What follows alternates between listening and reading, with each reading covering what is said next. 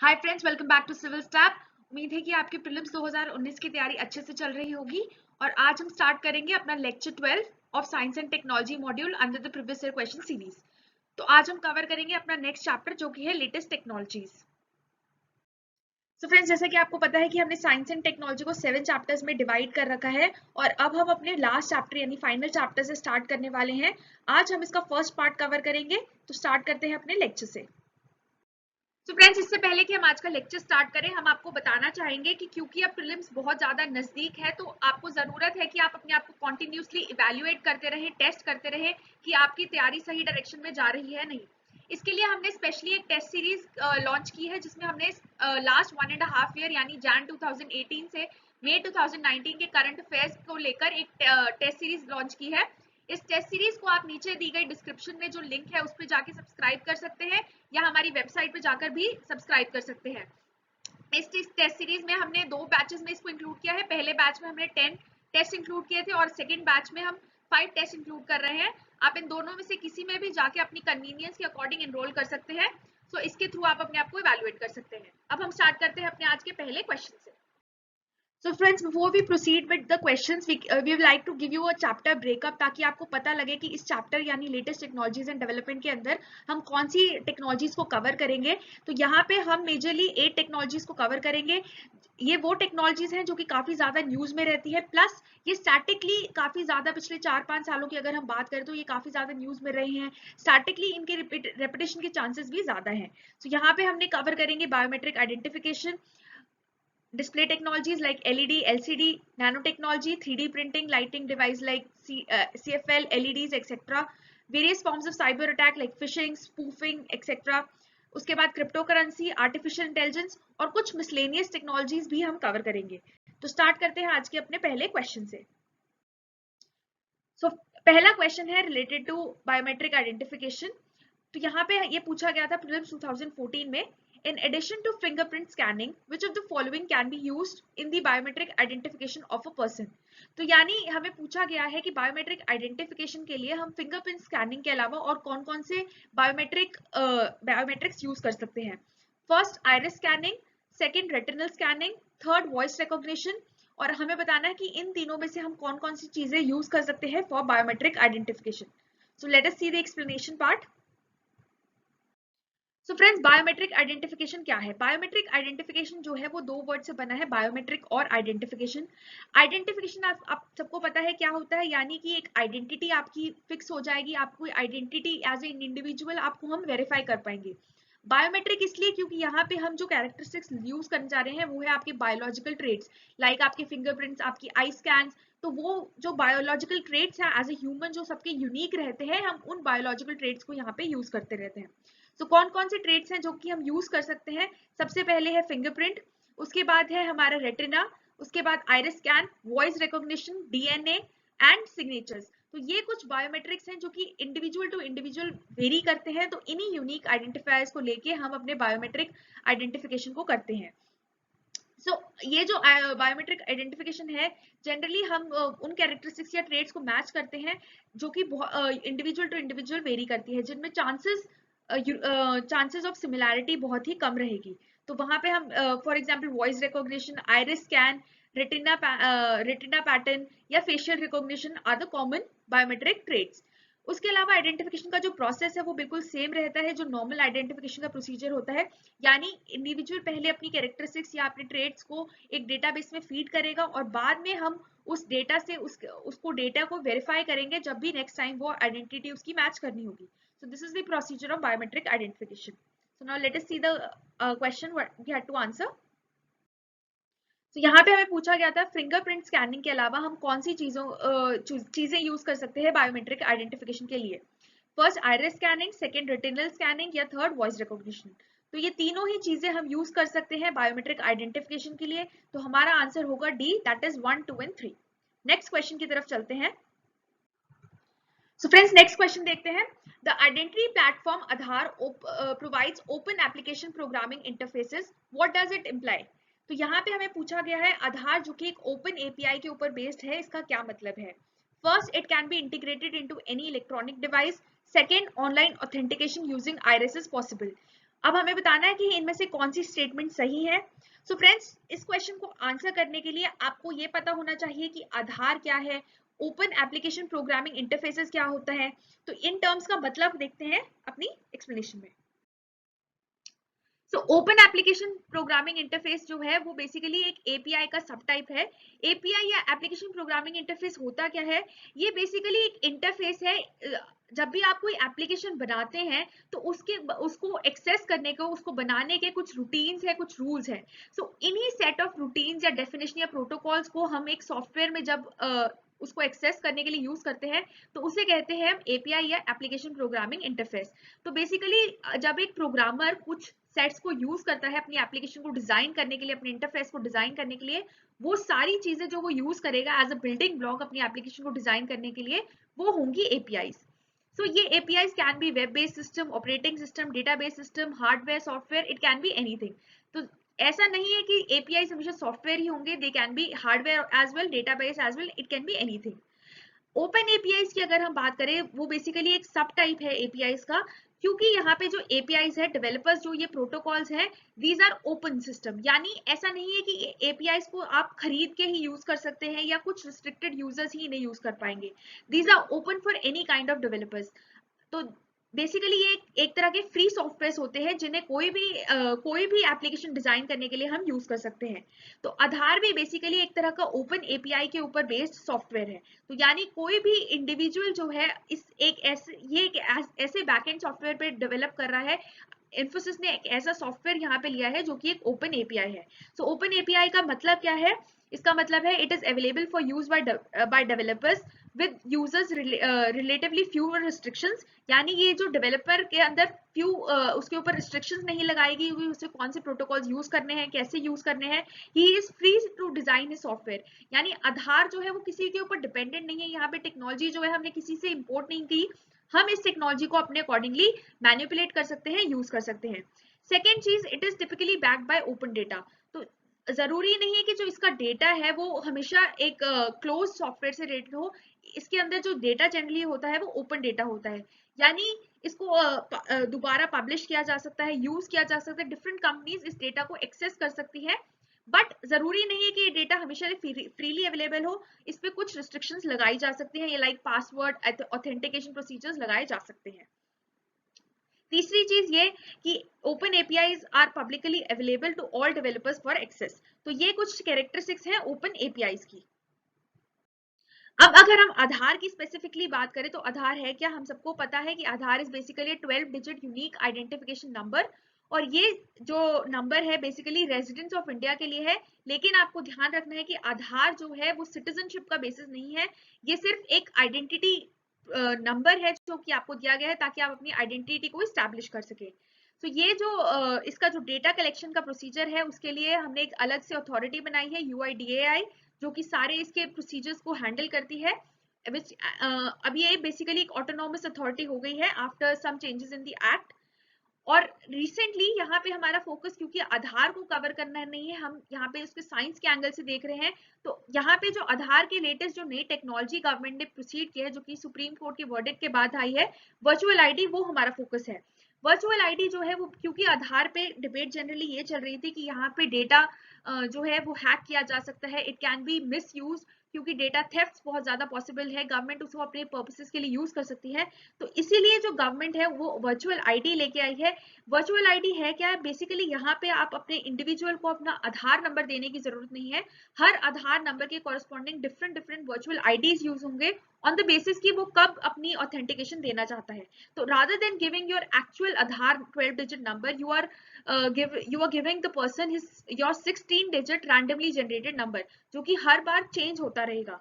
तो ये जो नंबर है टेम्पररी है, रिवोकेबल है, ऐसा नहीं है कि आप अपनी परमानेंट आइडेंटिटी उसको एक इंडिविजुअल को दे रहे हैं। दूसरा, ये जो टेक्नोलॉजी है, इसके जो ऑथेंटिकेशन प्रोसीजर है वो बहुत ही हाई टेक्नोलॉजी एल्गोरिथम पे बेस है, दैट इज वर्महोम एल्गोरिथम, जो कि बहुत ज्यादा सिक्योर मानी जाती है। तो ये कुछ फीचर्स है वर्चुअल आईडी के। So now friends, let us try to answer this question. The identity platform Aadhaar provides open application programming interfaces. What does it imply? तो हमें पूछा गया है कि Aadhaar provides open application programming interface का मतलब क्या है। तो यहाँ पे जो स्टेटमेंट को आपको ध्यान रखना है, आपको ओपन एपीआईज के रेफरेंस में भी स्टेटमेंट को देखना है और आधार के रेफरेंस में भी आपको स्टेटमेंट को देखना है। तो you should not be confuse कि यहाँ पे सिर्फ हम ओपन प्रोग्रामिंग इंटरफेसेस के अकॉर्डिंग ही क्वेश्चन को आंसर कर दे, हमें आधार को बेसिस लेके ही इस क्वेश्चन को आंसर करना है। तो फर्स्ट स्टेटमेंट क्या है, it can be integrated into any electronic device. तो ये स्टेटमेंट सही है कि आधार को आप किसी भी डिवाइस से एक्सेस कर सकते हैं, ये एक ओपन सॉफ्टवेयर के ऊपर बेस्ड है। सो ये स्टेटमेंट सही है। Second, online authentication using Iris is possible. तो ये भी सही है कि आधार के अंदर हम हमारे बेसिकली आइरिस स्कैन और फिंगरप्रिंट्स को लिया जाता है। तो यहाँ पे हम आइरिस स्कैन को यूज कर सकते हैं ऑथेंटिकेशन के लिए, तो ये स्टेटमेंट भी सही रहेगी। इसलिए हमारा आंसर होगा C, that is both 1 and 2 are correct statement. Next question की तरफ चलते हैं। So let us move to the next question. Next question जो है वो हमारे रिलेटेड है डिस्प्ले टेक्नोलॉजी से रिलेटेड।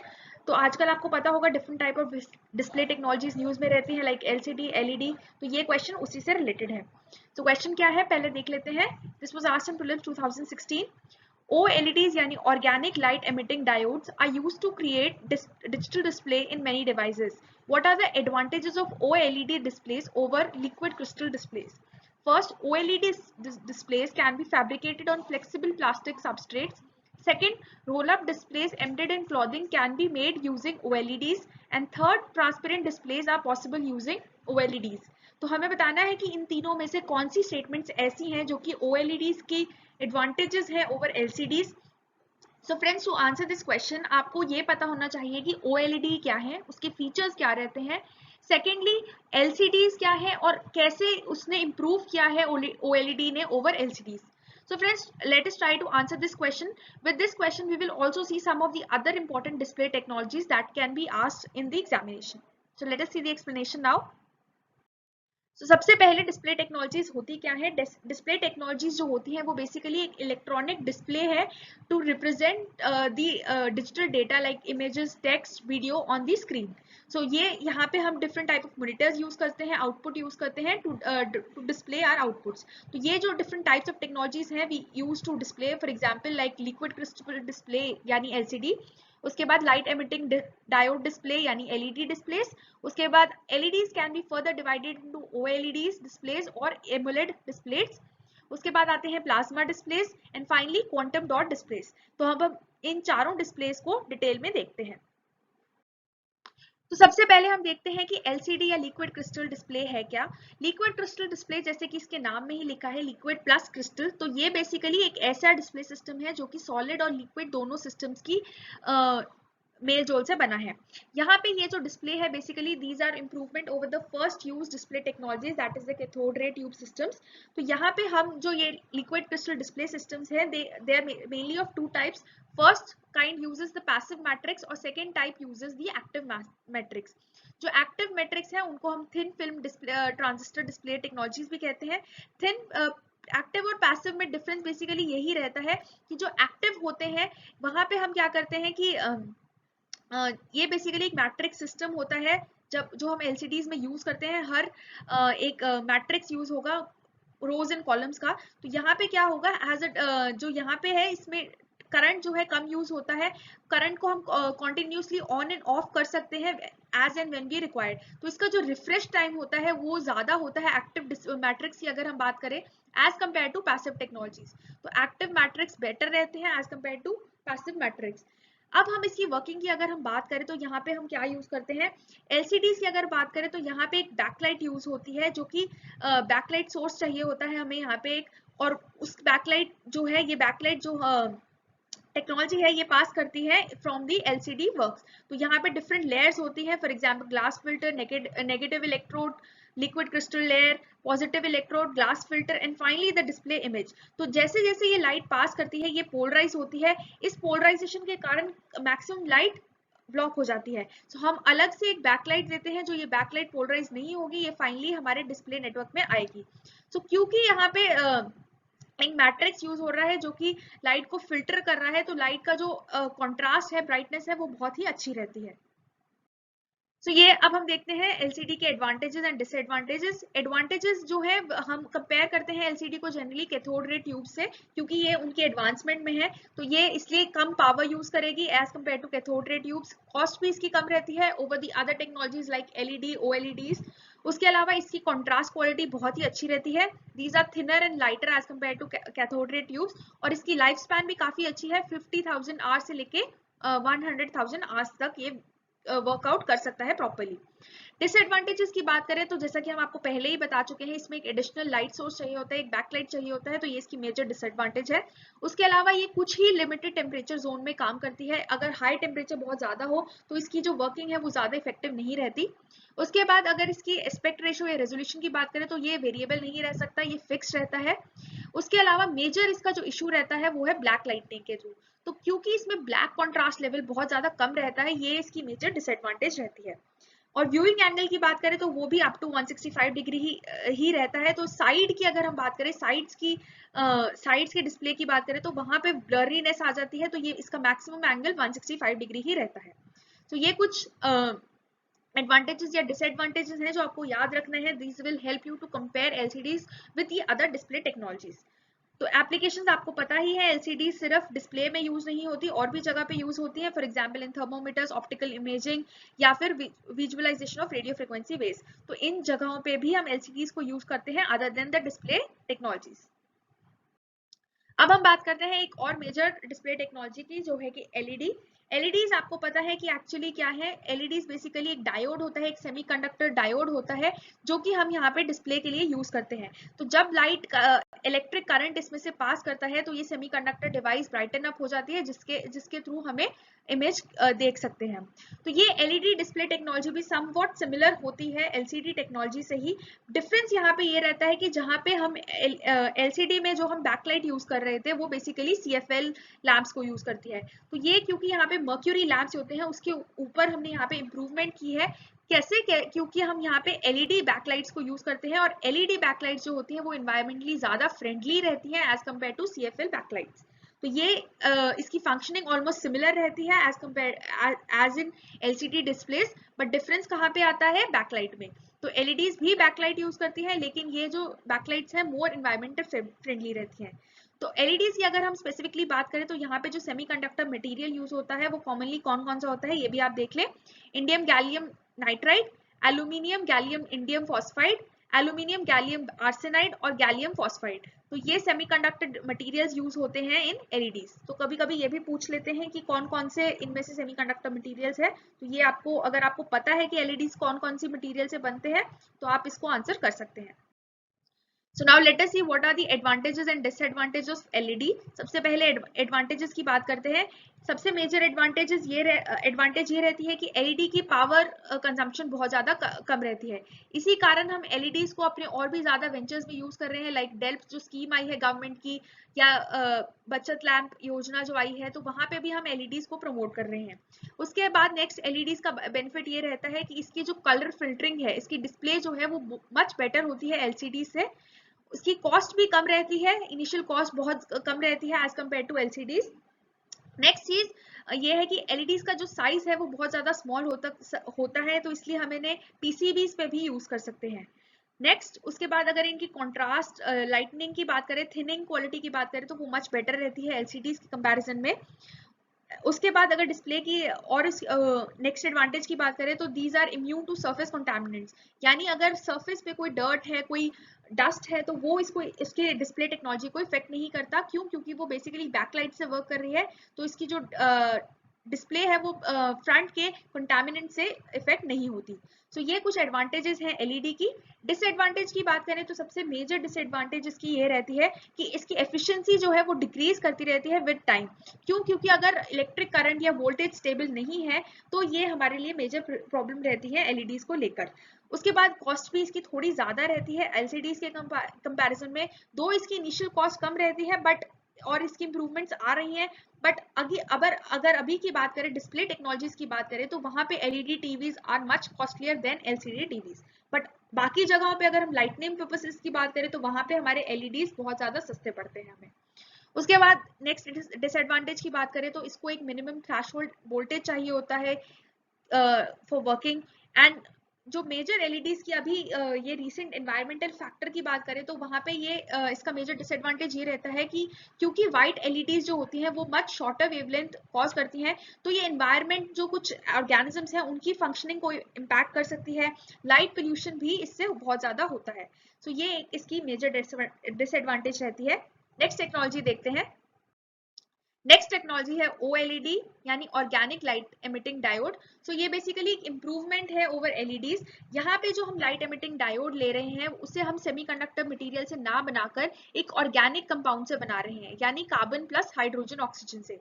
सो यहाँ पे जो हमारी एमिसिव इलेक्ट्रोल्यूमिनेसेंट लेयर होगी, यानी जो हमने बहुत सारी लेयर्स यूज कर रहे थे, मेजर जो लेयर यूज हो रही थी वो होगी ऑर्गेनिक लेयर। तो ये इसकी एक मेजर एडवांटेज रहती है। क्योंकि ये लेयर ऑर्गेनिक होती है तो इसके बहुत ज्यादा एडवांटेज होंगे, वो हम आगे देखेंगे।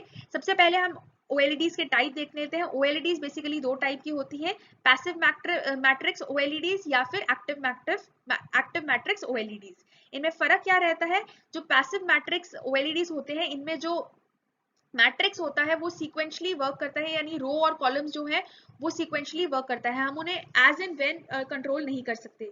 लेकिन जो एक्टिव मैट्रिक्स होता है हम उनकी क्योंकि power consumption on end of directly control कर सकते हैं, तो उनकी क्वालिटी जो है, रेजोल्यूशन जो है, स्विचिंग टाइम जो है, रिस्पॉन्स टाइम जो है ए एमोलेड्स का बेटर रहता है एज कम्पेयर टू पी एमोलेड्स। तो ये आपको ध्यान रखना है। उसके अलावा जो OLED की खासियत है वो ये कि इसको बैकलाइट नहीं चाहिए होती।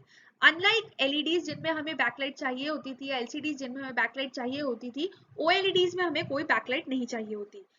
इसी कारण हम इसकी जो डिस्प्ले है, ब्लैक डिस्प्ले लेवल्स हैं वो भी बहुत ज्यादा बेटर होते हैं एलसीडीज के कंपैरिजन में, और इसका कंट्रास्ट रेशो भी बहुत ज्यादा अच्छा होता है। तो ये इसके कुछ एडवांटेजेस हैं। और बाकी डिसएडवांटेजेस की बात करें तो इसकी पावर कंजम्पशन भी कम रहती है, इमेज क्वालिटी बेटर हो जाती है, ट्रांसपेरेंट डिस्प्लेज इसके बहुत ज्यादा अच्छे होते हैं as compare to LCDs. Next उसकी जो फ्लेक्सिबिलिटी लेवल्स है, क्योंकि ये ऑर्गेनिक मैटर से बना है तो इसकी जो स्क्रीन है वो फ्लेक्सिबल रह सकती है। तो आपने रिसेंटली सुना होगा कि कुछ सैमसंग के जो लेटेस्ट मॉडल्स आए हैं उनकी जो स्क्रीन है वो रोटेटेबल है, दी कैन बी फोल्डेड स्क्रीन। तो ये फ्लेक्सिबिलिटी जो है OLEDs का मेजर फीचर है। उसके अलावा इनकी स्क्रीन को हम रोल अप कर सकते हैं, फोल्ड कर सकते हैं। प्लस क्योंकि OLED जो है वो ऑर्गेनिक मैटर से बने हो सकते हैं तो इसकी डिस्प्ले टेक्नोलॉजीज के लिए हमें ग्लास की जरूरत नहीं पड़ती, हम इन्हें प्लास्टिक्स में भी इनकर कर सकते हैं। तो ये एडवांटेजेस हैं ऑफ OLEDs। डिसएडवांटेज की बात करें तो इसकी एक मेजर डिसएडवांटेज है वो ये कि OLEDs जो है वो डायरेक्ट सनलाइट में वर्कआउट नहीं करती। इनका जो डिस्प्ले नेटवर्क है वो अगर हम डायरेक्ट सनलाइट में लेके जाएं तो उस पर कुछ इम्पैक्ट पड़ता है। सेकेंड चीज जो है वो वाटर के साथ इसकी जो डिस्प्ले क्वालिटी, अगर वाटर इसके साथ OLEDs के टच में आता है तो OLEDs जो क्वालिटी है उनकी डैमेज हो सकती है। तो ये दोनों डिसएडवांटेज रहती हैं OLED डिस्प्लेस की। नेक्स्ट टेक्नोलॉजी की बात करते हैं। नेक्स्ट टेक्नोलॉजी है क्वांटम डॉट डिस्प्ले।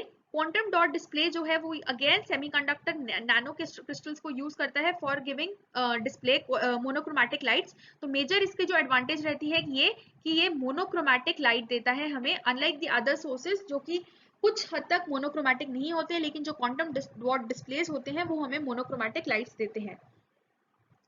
उसके बाद अगर हम बात करें कि यहाँ इसकी वर्किंग की बात करें तो यहाँ पे आप डिटेल में इसकी वर्किंग पढ़ सकते हैं, बट ये for examination point of view इतना इंपॉर्टेंट नहीं है, तो आप इसको स्किप भी कर सकते हैं अगर आपको ये टेक्निकल ज्यादा लग रहा है। बट मेजर चीज जो आपको क्वांटम डॉट्स के बारे में पता होनी चाहिए वो ये कि ये बेसिकली नैनोमीटर साइज के होते हैं, तो इसलिए इनकी रेजोल्यूशन क्वालिटी साइज को हम कंट्रोल कर सकते हैं। ये इनका मेजर फंक्शन रहता है। एप्लीकेशन और कहाँ पे होती है क्वांटम डॉट्स की? In solar cells, LEDs, diode, lasers, second harmonic generation, quantum computing, medical imaging, सब जगह पे हम क्वांटम डॉट्स को यूज कर सकते हैं। तो जरूरी नहीं है कि हम सिर्फ इन्हें डिस्प्ले टेक्नोलॉजीज में यूज करें, हम इन्हें और भी जगह पे यूज कर रहे हैं। नेक्स्ट डिस्प्ले टेक्नोलॉजी की बात करते हैं, वो है प्लाज्मा डिस्प्ले। प्लाज्मा डिस्प्ले जो है बेसिकली प्लाज्मा स्टेट के ऊपर वर्क करता है। तो प्लाज्मा है क्या? बेसिकली ये फोर्थ स्टेट ऑफ मैटर है जहां पे हम आयोनाइज गैस को यूज करते हैं which response to the electric fields to give brightness या डिस्प्ले। तो यहाँ पे जो ब्राइटनेस होती है वो बेसिकली बहुत ज्यादा अच्छा, इसकी ब्राइटनेस लेवल बहुत ज्यादा अच्छी होती है as compare to LEDs। Next चीज जो इसकी जो dark level black level contrast है वो भी बहुत ज्यादा अच्छा रहता है as compare to LCDs। Just like OLED जहाँ पे हमने ब्लैक लेवल कॉन्ट्रास्ट बहुत ज्यादा अच्छा देखा था, प्लाज्मा डिस्प्लेस भी ब्लैक डिस्प्लेस को बहुत ज्यादा अच्छा दिखाते हैं। नेक्स्ट इनकी लाइफ टाइम की बात करें तो इनकी लाइफ टाइम भी काफी अच्छी होती है, 100,000 आवर्स तक इनकी लाइफ टाइम होती है। और एक डिसएडवांटेज की अगर हम बात करें तो इनकी डिसएडवांटेज यही रहती है कि अगर बहुत ज्यादा छोटी स्क्रीन है वहां पे हम प्लाज्मा को इकोनॉमिकली यूज नहीं कर पाएंगे, इनको हम जनरली हायर स्क्रीन के लिए ही यूज कर सकते हैं। तो 32 इंचेस या इससे ज्यादा की डिस्प्ले अगर नेटवर्क है आपका, डिस्प्ले स्क्रीन है, तभी प्लाज्मा को हम वाइबली इकोनॉमिकली यूज कर सकते हैं। इससे नीचे की जो स्क्रीन है वो हमारे लिए वाइबल नहीं रहती, तो ये इसका एक मेजर डिसएडवांटेज रहता है। और डिसएडवांटेजेस की बात करें तो ये it is most susceptible to burn in and screen burn of static images, यानी स्टैटिक इमेजेस के लिए इतना ज्यादा अच्छा नहीं है। मोशन इमेजेस के लिए ये बहुत ज्यादा अच्छा रहता है क्योंकि इसकी यूनिफॉर्मिटी बहुत ज्यादा अच्छी रहती है। और एक मेजर डिसएडवांटेज जो इसका रहता है वो है कि ये हाई ऑल्टीट्यूड्स पे अच्छा नहीं चलता, क्योंकि ये बेसिकली आयनाइज गैसेस को यूज करता है। तो क्योंकि प्रेशर सिस्टम चेंज हो जाते हैं एट हाई ऑल्टीट्यूड्स, तो हाई ऑल्टीट्यूड्स पे plasma technologies will not work out. Next जो रेडियो प्लाज्मा वर्किंग जो है वो रेडियो फ्रिक्वेंसी के साथ भी इंटरफेयर कर सकती है। इसके कारण कुछ हमारी टेक्नोलॉजीज लाइक हैम रेडियोज या फिर एयर रेडियोज हो सकता है कि वर्कआउट ना करें। तो ये कुछ प्रॉब्लम्स हैं जो कि प्लाज्मा की फंक्शनिंग के कारण आ सकते हैं। एडवांटेजेस आपको पता ही है कि इसके ब्लैक डिस्प्लेस बहुत अच्छा होता है, व्यूइंग एंगल बहुत अच्छा होता है, इससे स्ट्रेन बहुत कम करता है, मोशन इमेजेस को ये बहुत ज्यादा अच्छा दिखाता है as compare to static images. तो ये एडवांटेजेस है प्लाज्मा की और ये डिसएडवांटेजेस है। तो ये हमारी मेजर डिस्प्ले टेक्नोलॉजीज हैं जो कि हम आजकल यूज कर रहे हैं या आजकल वर्किंग में है। अब हम अपने क्वेश्चन को आंसर करते हैं। सो हमें क्वेश्चन पूछा गया था रिलेटेड टू OLEDs और यहाँ पे हमें पूछा गया था OLEDs का कंपैरिजन विद LCDs। सबसे पहली स्टेटमेंट थी OLED displace can be fabricated on flexible plastic substrates. तो ये स्टेटमेंट बिल्कुल सही है, हम आपको बता भी चुके हैं कि क्योंकि OLEDs ऑर्गेनिक से बने होते हैं तो इनको फैब्रिकेट करना बहुत ही ज्यादा आसान रहता है, ये इनकी फ्लेक्सिबल स्क्रीन रहती है। Next, roll up display embedded in clothing can be made using OLEDs। तो ये भी सही है, रोल अप डिस्प्लेस भी हम OLEDs को लेके बना सकते हैं। And finally, transparent displays are possible using OLEDs। तो ये तीनों ही स्टेटमेंट सही है रिलेटेड टू OLEDs। तो हमारा आंसर जो होगा वो होगा 1, 2 एंड 3 यानी सी। नेक्स्ट क्वेश्चन की तरफ चलते हैं। सो नेक्स्ट क्वेश्चन देखते हैं। नेक्स्ट क्वेश्चन है रिलेटेड टू नैनो टेक्नोलॉजी। ये पूछा गया था प्रीलिम्स 2015 में। With reference to the use of nanotechnology in health sector, which of the following statement is or are correct? तो हमें बताना है कि हेल्थ सेक्टर के रेफरेंस में नैनो टेक्नोलॉजी के रिलेटेड कौन सी स्टेटमेंट सही है। First, targeted drug delivery is made possible by nano technology and second, nano technology can be largely contributing to gene therapy. तो हमें बताना है कि इन दोनों स्टेटमेंट्स में से कौन सी स्टेटमेंट सही है। नेक्स्ट क्वेश्चन देखते हैं, वो भी नैनो टेक्नोलॉजी से ही रिलेटेड है। तो यहाँ पे हमें नैनो टेक्नोलॉजी के रिलेटेड 3 स्टेटमेंट्स दी गई हैं। सो एक बार क्वेश्चन पढ़ लेते हैं। There is some concern regarding the nanoparticles of some chemical elements that are used by the industry in manufacture of various products. Why? ये पूछा गया था प्रीलिम्स 2014 में। They can accumulate in the environment and contaminate water and soil. Second, they can enter the food chains. And third, they can trigger the production of free radicals. तो यहाँ पे हमें जो पूछा गया है नैनो टेक्नोलॉजी की डिसएडवांटेज या कंसर्न्स पूछे गए हैं। तो let us see what is nano technology, what are its application और क्या क्या उसके रिलेटेड डिबेट्स या कंसर्न्स रहती हैं। तो सबसे पहले नैनो टेक्नोलॉजी है क्या। नैनो टेक्नोलॉजी जो है वो बेसिकली मैटर की इंटरप्रिटेशन जब हम करते हैं, उसको मैनिपुलेशन जो करते हैं एट एटॉमिक और मॉलिक्यूलर लेवल्स, यानी जब 10 टू द पावर -9 मीटर्स के लेवल पे हम जाते हैं, नैनोमीटर के लेवल पे जाते हैं, यानी 1 नैनोमीटर से लेके जब हम 100 नैनोमीटर्स तक की मैटर की बात करते हैं, उसे हम कहते हैं नैनो टेक्नोलॉजी। वहां पे हम नैनो मैटर से डील कर रहे हैं और वहीं पे उसकी जो इंटरप्रिटेशन है, यूसेज है, उसे हम कहते हैं नैनो टेक्नोलॉजी। सबसे पहले ये जो टेक्नोलॉजी है, इसका कंसेप्ट जो दिया था वो दिया था रिचर्ड फेनमैन ने इन 1959 और इस टर्म को, जो नैनो टेक्नोलॉजी टर्म है, इसको कॉइन किया था प्रोफेसर नोरियो तानिगुची ने।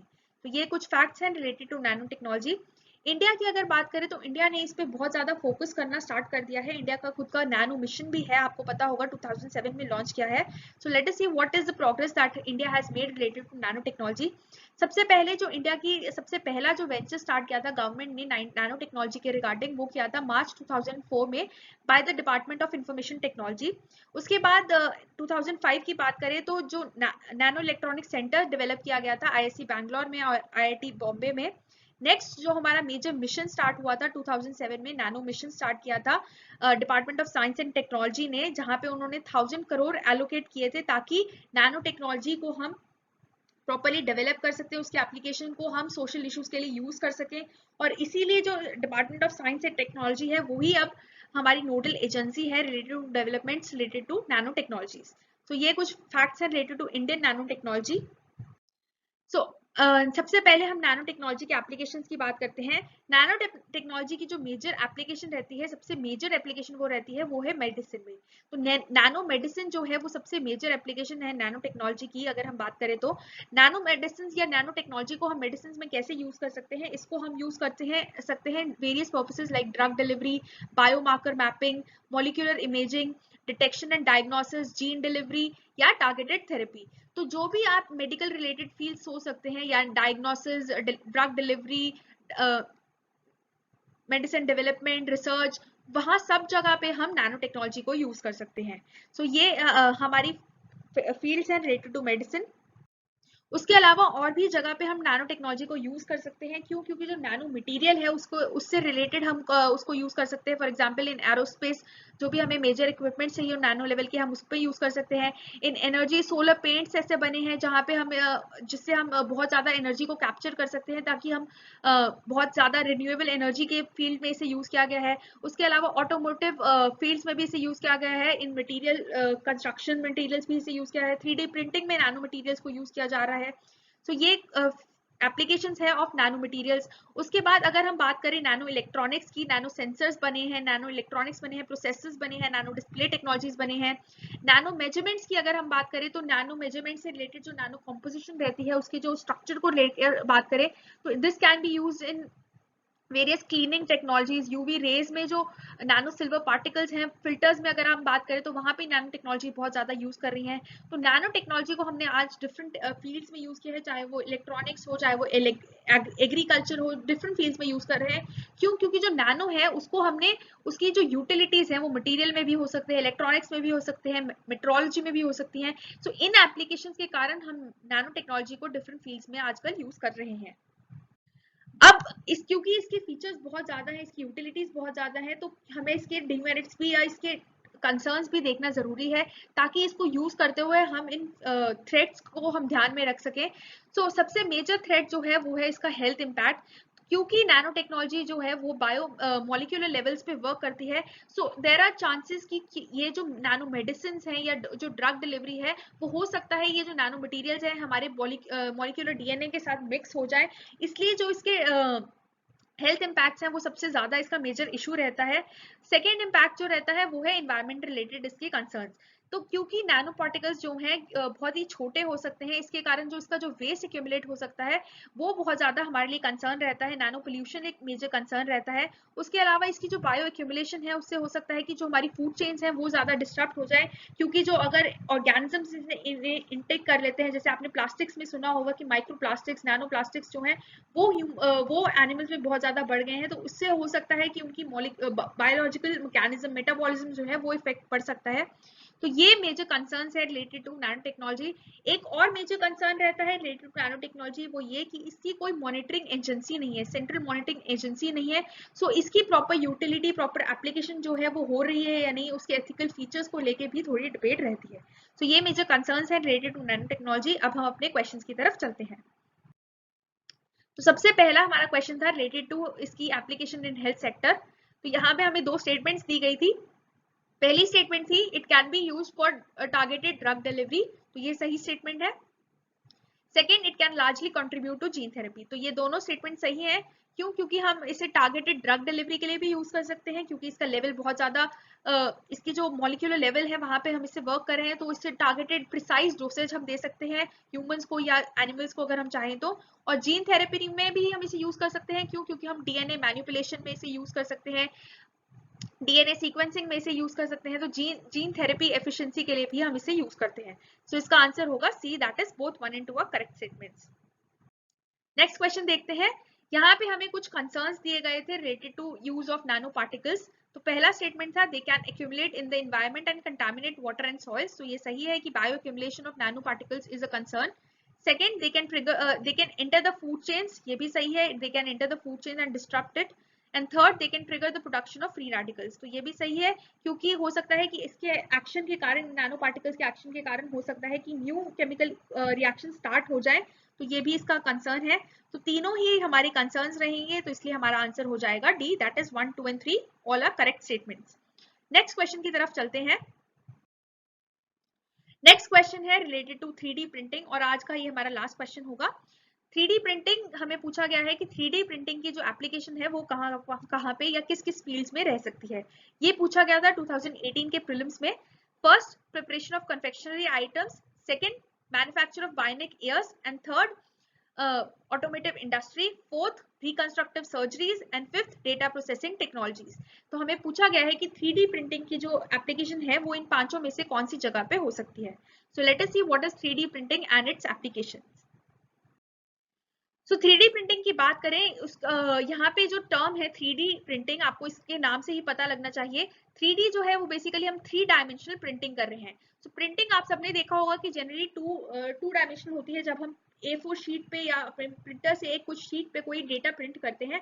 तो 3D प्रिंटिंग में हम क्या कर रहे हैं कि हम एक 3D ऑब्जेक्ट प्रिंट कर रहे हैं with help of additive manufacturing. तो यहाँ पे हम डिफरेंट लेयर्स प्रिंट कर रहे हैं एक ऑब्जेक्ट की to create a 3 dimensional object. तो यहाँ पे ये प्रोसीजर भी दिखाया गया है हमें 3D प्रिंटिंग का। सबसे पहले हमने क्या किया है, एक पेपर पे अधेसिव मटेरियल को अटैच किया है, फिर with the application of heat and pressure हमने एक उस मॉलिक्यूल में मटेरियल का एक लेयर कंस्ट्रक्ट किया है, और रिपीटेडली इस लेयर को हमने कंस्ट्रक्ट किया है, रिपीटेड प्रोसीजर से हमने फाइनली अपना ऑब्जेक्ट को तैयार किया है। So this is the mechanism which is used in 3D printing. और एक और चीज है 3D प्रिंटिंग की जो आपको पता होना चाहिए कि यहाँ पे एक प्रोसेस यूज होता है, स्लाइसिंग। तो स्लाइसिंग जो है वो हम बेसिकली, क्योंकि हम इस 3D प्रिंटिंग को डिफरेंट लेयर्स में कंडक्ट कर रहे हैं, तो बेसिकली हम एक ऑब्जेक्ट को एक स्लाइसिंग में हॉरिजॉन्टल लेयर्स में कन्वर्ट कर रहे हैं। तो स्लाइसिंग भी इसके लिए कॉमन टर्म यूज की जाती है। So now let us see what are the applications where 3D printing can be used. So 3D printing जो है इसकी बहुत ज्यादा जगह एप्लीकेशन यूज किए गए हैं। सबसे ज्यादा इसकी एप्लीकेशन यूज की गई है in the field of medicine. वहां पे हमने बहुत ज्यादा सबसे रिसेंटली बहुत ज्यादा इससे हमने ऑर्गन्स बनाना स्टार्ट किए हैं, 3D ऑर्गन्स प्रिंट करना स्टार्ट किए गए हैं। तो ये इसका एक मेजर फील्ड ऑफ रिसर्च रहा है। उसके अलावा हमने 3D प्रिंटिंग को डिफरेंट मटेरियल्स बनाने के लिए भी यूज किया है। फॉर एग्जांपल इंजीनियरिंग स्टूडेंट्स इसे यूज कर रहे हैं to make different parts like robotic materials, electronic sensors, वहां पे भी इसे यूज किया गया है। उसके अलावा इसे यूज किया जा सकता है टू मैप, यानी मैपिंग में भी इसे यूज किया जा सकता है। नेक्स्ट, फूड टेक्नोलॉजी की बात करें तो वहां पे भी हम इसे यूज कर रहे हैं to create moulds of different equipments, confectionery items की बेकिंग के लिए भी हम इसे यूज कर रहे हैं। उसके अलावा इसे डिफरेंट आर्टिफैक्ट्स बनाने के लिए, मॉडल्स बनाने के लिए भी यूज किया जा रहा है। तो ये सारे ही 3D प्रिंटिंग के यूटिलिटीज हैं। एक और मेजर यूटिलिटी है जो कि आपको पता होनी चाहिए, वो ये है कि ग्राफिक डिजाइन की, क्योंकि यहाँ पे इसकी यूसेज रहती है, तो इसे हमें पीसीबी सर्किट बोर्ड जो है वहां पे भी हम इसे यूज कर रहे हैं to increase its memory capacity. हम 3D प्रिंटिंग को भी यूज करते हैं। तो हम ऐसे स्पेशल कुछ ऐसे 3D बोर्ड्स बनाते हैं, पीसीबी बोर्ड्स बनाते हैं जिनकी मेमोरी कैपेसिटी बहुत ज्यादा अच्छी होती है, तो वहां पे हम इसको 3D प्रिंटिंग को भी वहां पे यूज कर रहे हैं। So now let us try to answer the question. तो यहाँ पे हमें पूछा गया था कि 3D प्रिंटिंग को हम कहाँ पे यूज कर सकते हैं। सबसे पहला था प्रिपरेशन ऑफ कन्फेक्शनरी आइटम्स। तो यहाँ पे हम देख चुके हैं कि फूड टेक्नोलॉजी में हम मोल्ड्स को, कुकिंग टेक्नोलॉजी जो हमारी बेकरी आइटम्स हैं उसके मोल्ड्स को बनाने के लिए 3D प्रिंटिंग को यूज कर सकते हैं, तो ये सही एप्लीकेशन है। उसके बाद मैन्युफैक्चर ऑफ बायोनिक ईयर्स, तो वहां पे भी सही है कि हम डिफरेंट ऑर्गन्स को हम क्रिएट कर सकते हैं with help of 3D printing. Automotive industry में भी हम इसे यूज कर रहे हैं, रिकंस्ट्रक्टिव सर्जरीज में हम इसे यूज कर रहे हैं क्योंकि हम डिफरेंट ऑर्गन्स बना पा रहे हैं यहाँ पे। उसके बाद डेटा प्रोसेसिंग टेक्नोलॉजीज, तो कई बार हम ये सोचते हैं कि डेटा प्रोसेसिंग में हो सकता है कि 3D प्रिंटिंग ना यूज हो, बट यहाँ पे भी हम इसे यूज कर रहे हैं in increasing the memory of different boards या मेमोरी स्टोरेज डिवाइसेस। तो वहां क्योंकि हम मेमोरी स्टोरेज डिवाइसेस में बनाने में इसे यूज कर रहे हैं, तो डेटा प्रोसेसिंग में भी कहीं ना कहीं ये यूज हो रहा है। सो इसका आंसर होगा D, that is 1, 2, 3, 4 and 5 all of these fields have utilities in 3D printing. तो फ्रेंड्स, ये थे आज के कुछ क्वेश्चंस जो हमने आपके साथ यहाँ पे डिफरेंट टेक्नोलॉजीज को डिस्कस किया जो कि आजकल बहुत ज्यादा न्यूज में रहती हैं। अब हम दो क्वेश्चंस आपको होमवर्क के लिए देना चाहेंगे। सबसे पहला क्वेश्चन जो आपको खुद ट्राई करना है वो है रिलेटेड टू ब्लू रे disc. A new optical disc format known as Blu-ray disc is becoming popular. In what way is it different from traditional DVD? तो ये पूछा गया था 2011 में, जहां पे हमें पूछा गया था ब्लू रे डिस्क और डीवीडी के बीच में डिफरेंस. सबसे पहली statement, DVD supports standard definition video while Blu-ray disc supports high definition video. Second, compared to DVD, the Blu-ray disc format has several times more storage capacity. And third, thickness of Blu-ray disc is 2.4 mm while that of DVD is 1.2 mm. तो आपको बताना है कि इन तीनों में से कौन से करेक्ट डिफरेंसेस हैं between Blu-ray disc and DVD. So friends, this is the last question that you need to try. और इसका भी आंसर आप हमारे साथ कमेंट बॉक्स में शेयर कर सकते हैं. ये क्वेश्चन पूछा गया था 2015 के प्रीलिम्स में. सो क्वेश्चन क्या था, रिलेटेड टू इंड आर्क. तो यहाँ पे हमें 4 स्टेटमेंट्स बताई गई हैं. आपको बताना है कि इंड आर्क इनमें से क्या है. First, it is India's indigenously developed radar system. Second, it is India's satellite services that India provides to Indian Ocean Rim countries. Third, it is India's scientific establishment set up in Antarctic region. And finally, it is India's underwater observatory to study Arctic region. तो आपको बताना है end arc इनमें से क्या है. So friends, इन दोनों question का आंसर आप हमारे साथ कमेंट बॉक्स में शेयर कर सकते हैं. Hope you like this video. अगर आपको इस वीडियो को अच्छी लगी है तो आप हमारे लाइक बटन को दबाएं, शेयर करें, सब्सक्राइब करें हमारे चैनल को. Thank you for watching this video.